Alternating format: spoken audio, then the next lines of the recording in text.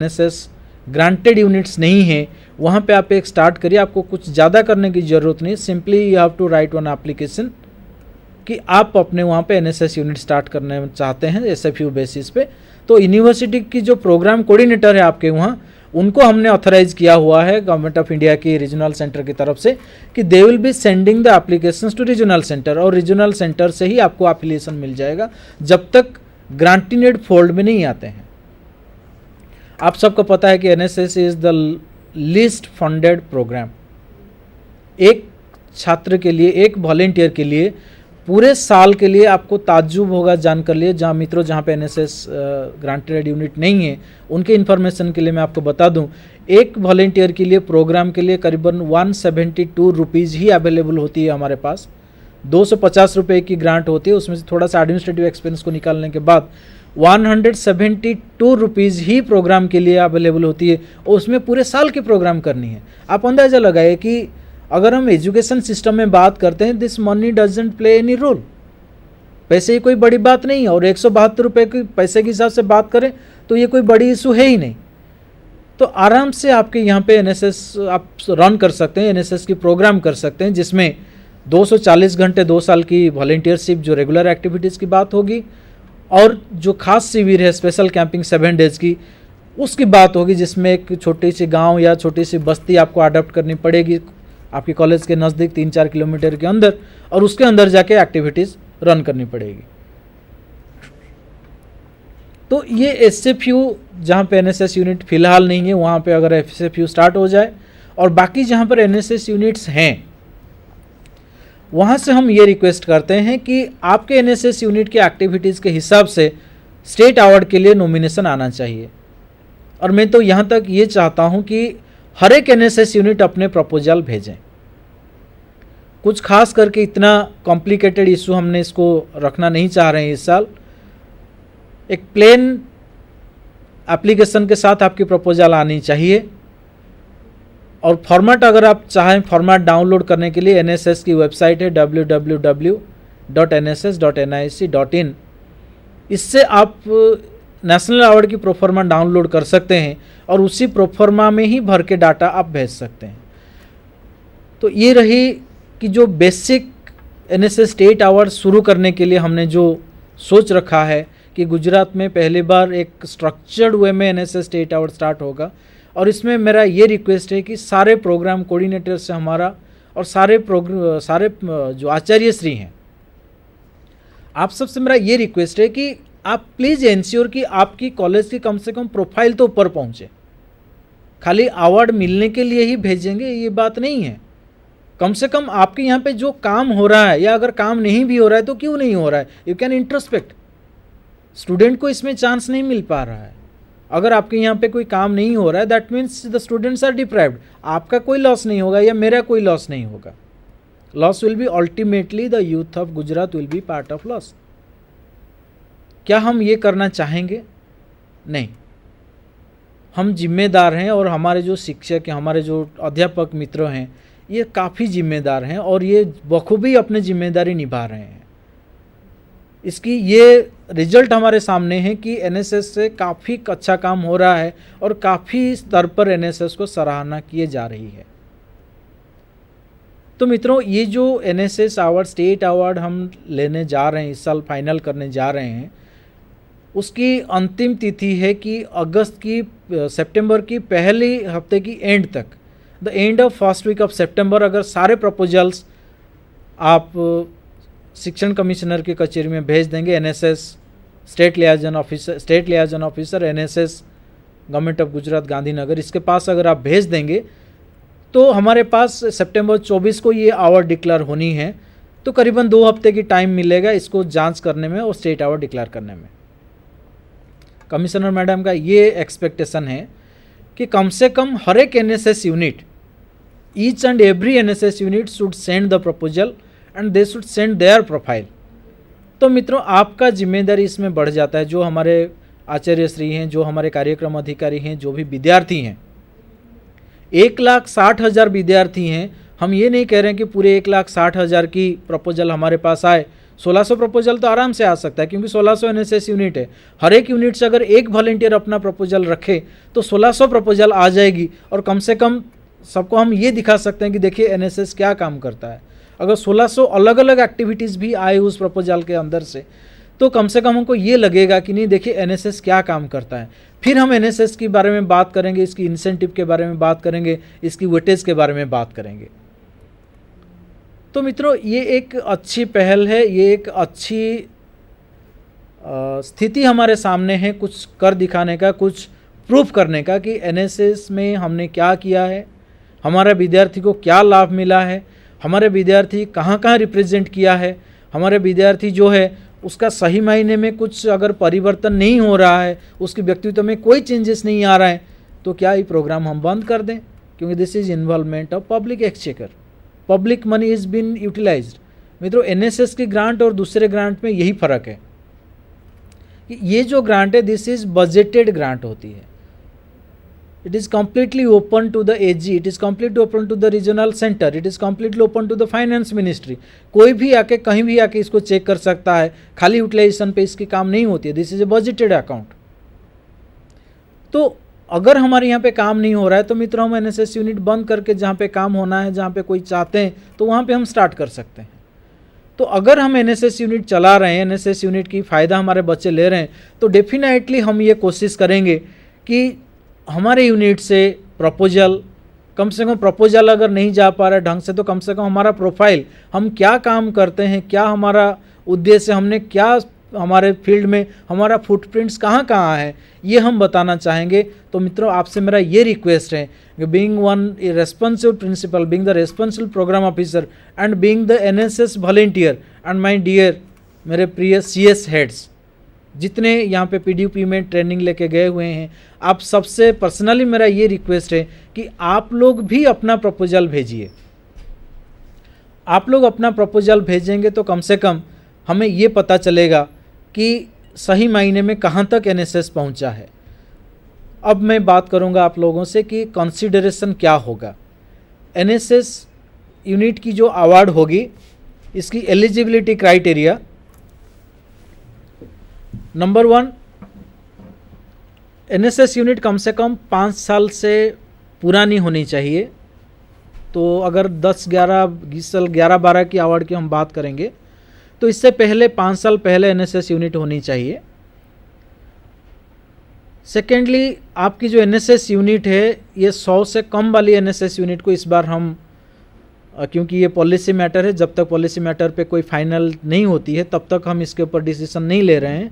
तो फिलहाल जो ये डिसीजन लिया गया है कि एनएसएस यूनिट की स्ट्रेंथ 100 से जो कम होगा उसको हम कंसिडर नहीं करेंगे, मिनिमम 100 वाला एनएसएस यूनिट को कंसिडर किया जाएगा।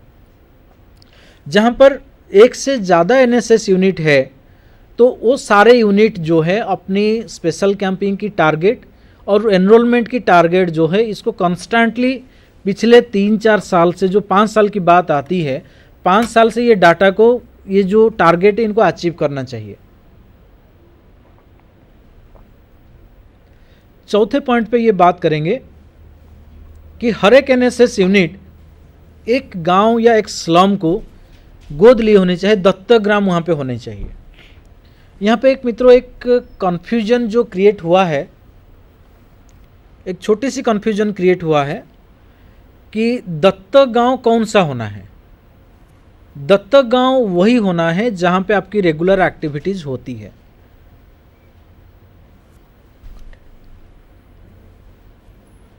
तो ये जो एनएसएस यूनिट की जो भी आप एक्टिविटी अडॉप्टेड विलेज में कर रहे हैं, इसकी जानकारी भी आपके पास होनी चाहिए।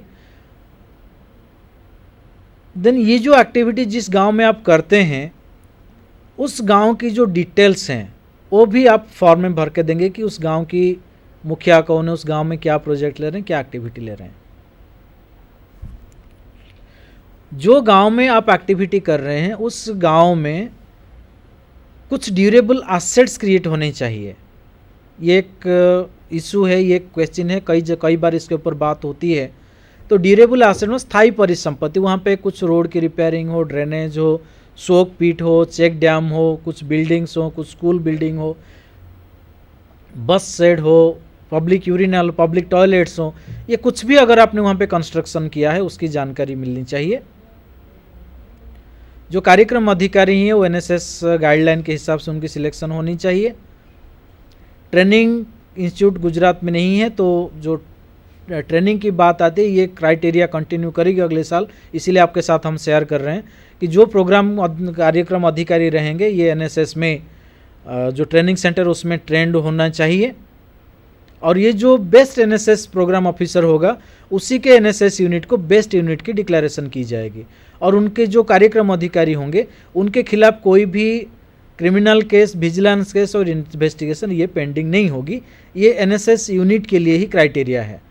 तो मेन कंसिडरेशन जो हम कंसिडर करने वाले हैं, बेसिकली प्रोग्राम ऑफिसर की रेपुटेशन की बात करेंगे, उनकी जो इनिशिएटिव उन्होंने कुछ लिया है और प्रिंसिपल ने एनएसएस के कार्यक्रम को स्ट्रेंथन करने के लिए क्या क्या स्टेप्स लिए हैं उसके बारे में बात करेंगे। दूसरे जो एकेडमिक स्टाफ हैं ये एनएसएस में कितना अपने आप को इन्वॉल्व कर रहे हैं, इसका भी एक पॉइंट है जिसके ऊपर कंसिडरेशन होगी। Then outstanding work done in the adopted village, कुछ आउटस्टैंडिंग काम अगर किया हुआ है तो इसके बारे में this will be the main consideration while considering the award. जब स्टेट अवार्ड की बात होगी ये सारे के ऊपर बात की जाएगी।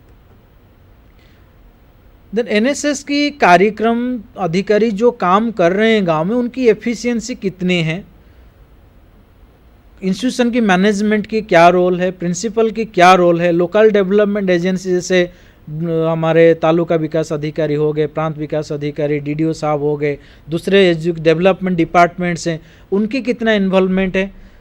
Then literacy, environment, health, sanitation, social awareness, community development, ये सारा फील्ड में क्या आउटस्टैंडिंग एक्टिविटी है, यही मेन कंसिडरेशन रहेगी जब हम प्रोग्राम ऑफिसर या कार्यक्रम अधिकारी और बेस्ट एनएसएस यूनिट की बात करेंगे।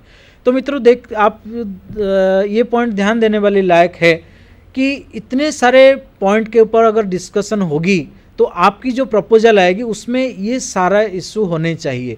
जो प्रपोजल एनएसएस यूनिट से आपकी तरफ से आएगी, हमारा ये आशय रहेगा कि आपके प्रपोजल के अंदर ये सारा चीज़ शामिल हो जाने चाहिए ताकि कम से कम शासन को भी ये पता चले कि आप एक ऐसे काम कर रहे हैं।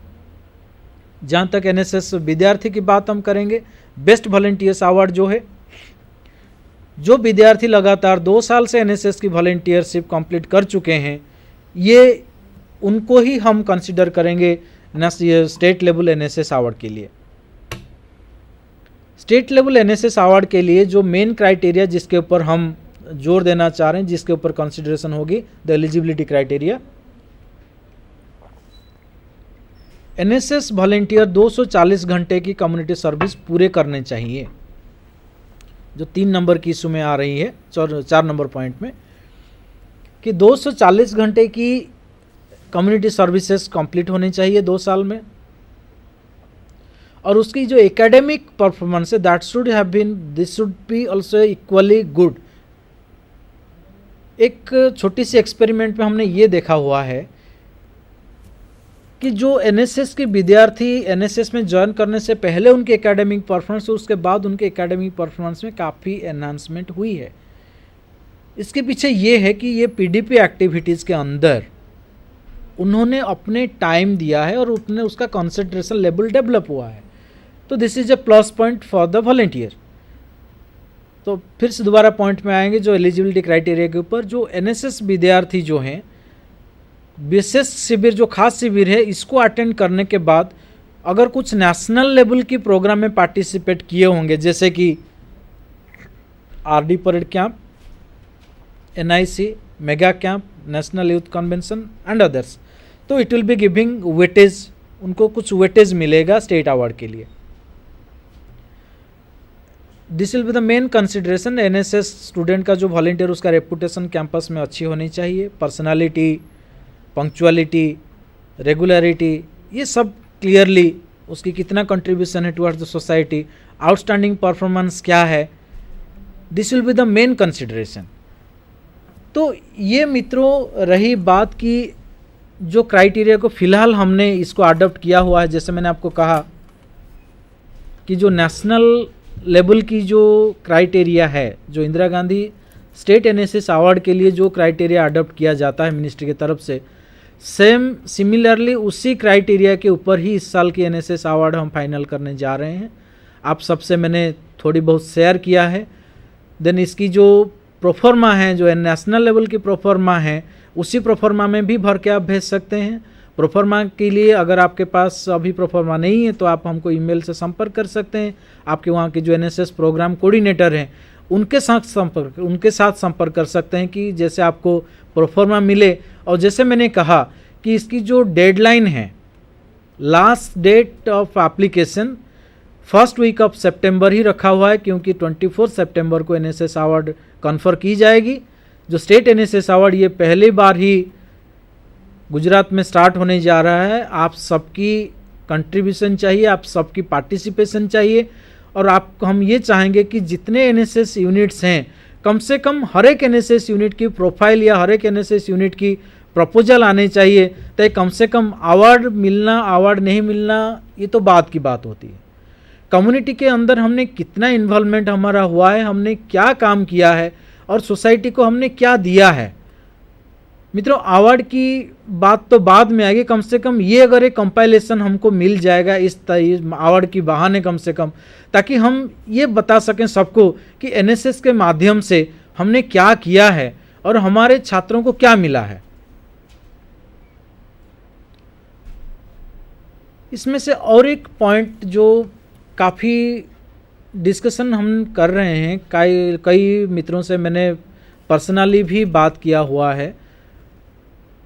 जो स्टेट लेवल की कन्वेंशन हुआ था पीडीपीयू में, जहाँ पर हमने ये कमिट किया था every 4th Wednesday will be here, उसके दौरान भी काफ़ी बात हुआ था कि एनएसएस की गतिविधियों को एक सही दिशा की ज़रूरत है। हम स्पोराडिक ये काम हो रहा है। अगर कहीं बात करते हैं तो सफाई की बात होती है, आरोग्य शिविर की बात होती है, कुछ 4-5 एक्टिविटी के बाद ही हम आगे नहीं बढ़ पा रहे हैं। जानकारी के अभाव में से हो या कहीं इंटरेस्ट नहीं है, तो इसके अंदर क्या लूप होल्स हैं। हम मित्रों सारे मिलकर ही इस समस्या के निदान लेने चाहेंगे, और ये स्टेट अवार्ड ही एक ऐसा स्टेप होगी जिसमें हम ये प्रूव कर देंगे कि नहीं, जो भी मान्यताएं चल रही है, जो भी प्रिजुडिशन है सबके दिमाग में, जो भी दिमाग में बैसा हुआ है कि एनएसएस की मतलब साफ़ सफाई।